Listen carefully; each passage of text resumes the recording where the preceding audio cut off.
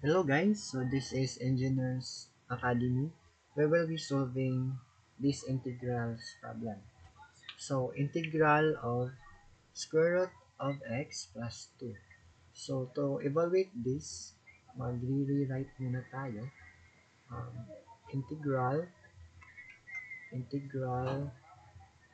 of square root of x plus 2.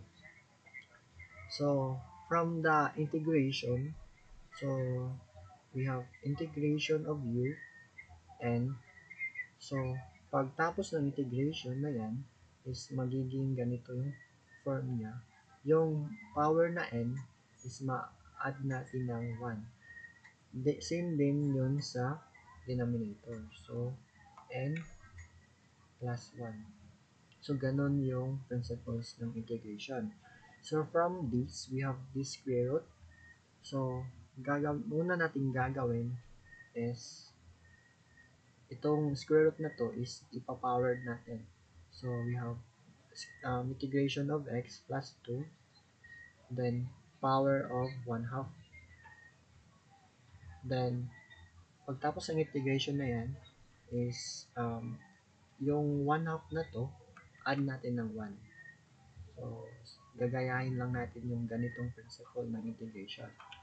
So, we have 1 half plus 1, then 1 half plus 1. So, pagtapos nyan, i-put natin sa calculator. So 1 half plus 1 is basically 3 over 2.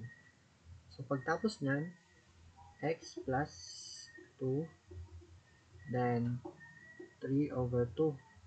Then ganun din yung sa denominator. So 3 over 2. So, or simplified natin ito as itong 2 mapunta dito sa taas. Itaas. So, equal to 2x plus 2, then 3 over 2 over 3 na lang. Pagtapos nyan, itong 3 is gagawin natin ng square root. So, 2 square root of x plus 2, then 3 over 3.